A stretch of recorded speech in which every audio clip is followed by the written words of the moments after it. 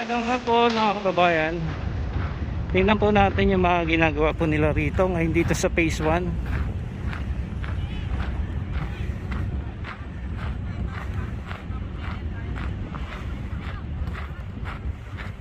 Ito yata.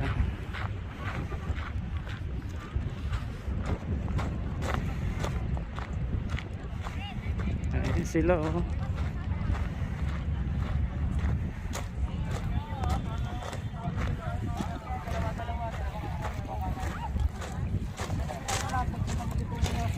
Hello. Oo nga, nga pala. Ito ba yung ano, yung binabato dyan? Apat yun lang. Oh, yun oh. Gusto mo kuya? May chemicals yan ng pampalinis ng tubig. Organic. Opo, ayan po yung laman. Para pag natunaw na lilinis yung tubig. So ito na po sila oh. Banbayan! So magbabato po sila. Magbabato sila. Oy, yung big boy ko, pakainin nyo ha. Ayan na po sila at magbabato po sila ng mga organic na pampalinis ng tubig. Ito po yung sample niya na. Kanina po narito sila Secretary Simato at iba pong officers from DNR.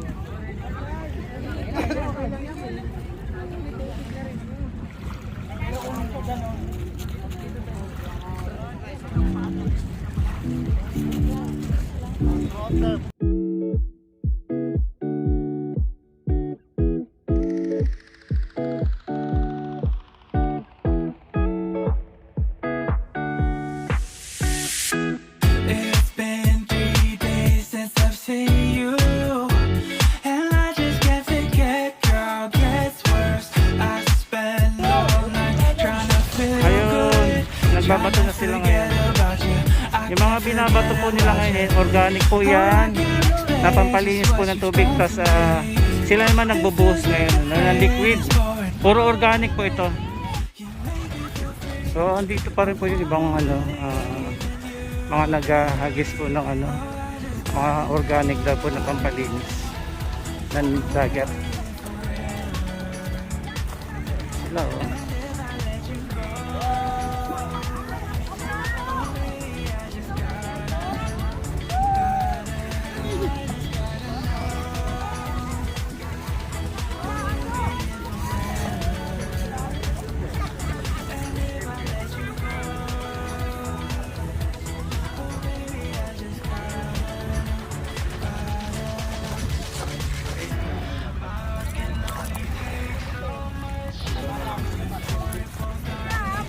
Ayan, babato na nila.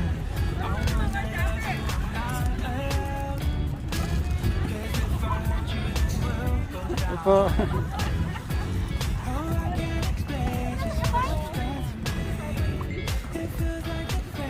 So hanggang doon po sa may rock garden, nagbabato rin sila. Ayan, mga organic po yan.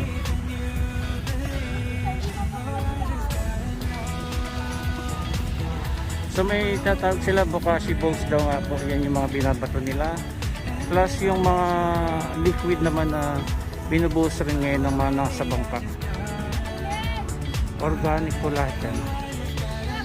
Pag natunaw po ito sa dagat yan, makakatulong po siya maging malinis itong dagat.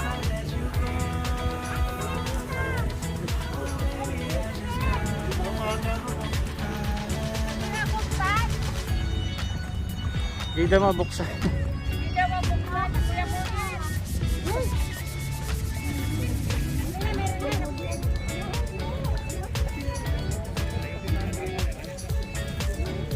Yan po, kasama rin po pala yung mga Estero Rangers ng DNR yan. And other officers po from DNR.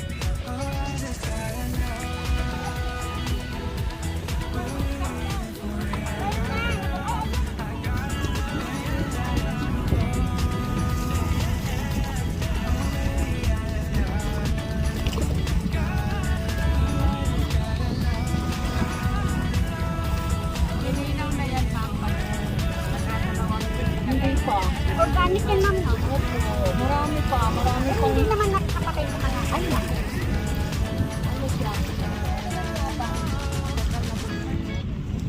Ay, mga ano? Ayan. Hindi na mabuksan, no?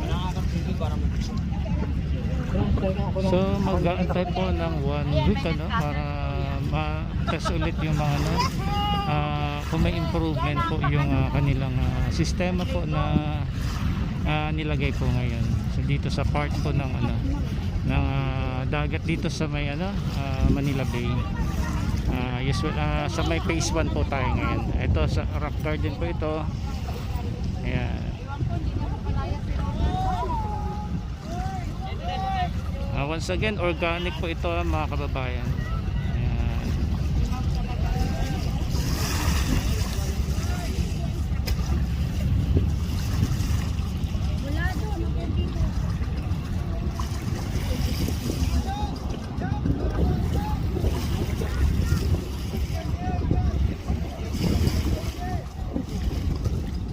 Tapos kapag umokay po no, yung kanilang sistemang ginawa ay malapit na rin po kasi yung pagbubukas nitong Dolomite Beach, and then siguro saka pa po mag-advise si Secretary Simato tungkol sa kung pwede na ba talaga siyang ma-swimming ano, mapaliguan nitong dagat.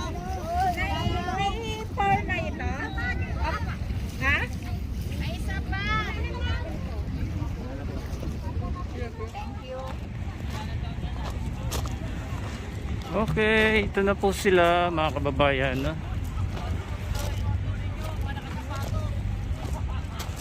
Once again, sila po yung mga nagbuhos ng liquid ano, organic po yan. Hindi po ito makaka-apekto sa laman dagat dito, bagos matutulungan pang bumaba yung dumi dito sa dagat. Plus yun nga po, hopefully ay maging swimmable na rin tong area since inaayos na rin po yung mga outfall dyan, especially dyan sa may rock garden.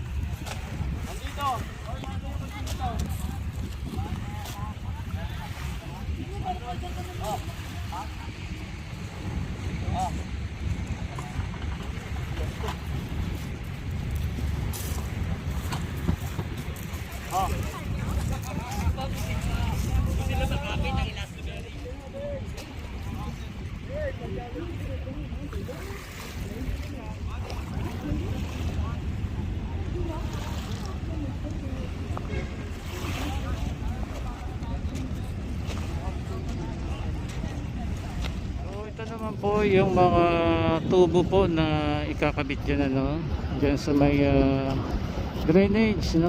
I think mga ilang metro din sinabi kanina? 400 meters no? Yung mga tubo na yan dito po, yung sa outfall po dito yan sa may ano, yan rock garden, malapit dyan po sa bakod ng US Embassy.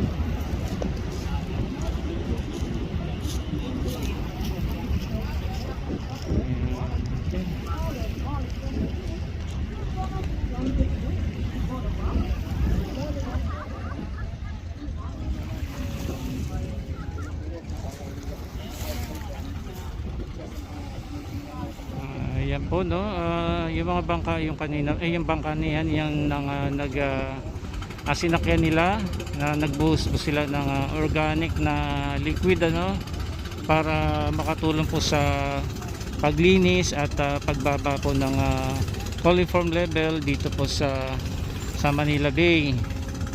Ayan po, andito po sila, ayan sila. And hopefully by next week no ay paliguan na itong dagat no, pero hintayin pa po natin yung advice po ni Secretary Simato. Tapos ito po mga kababayan, yung bagong dating ng buhangin. Ayan close up natin ayan. Okay.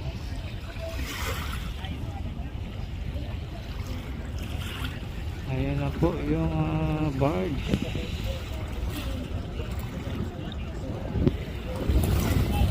Ayan, yan po yung buhangin.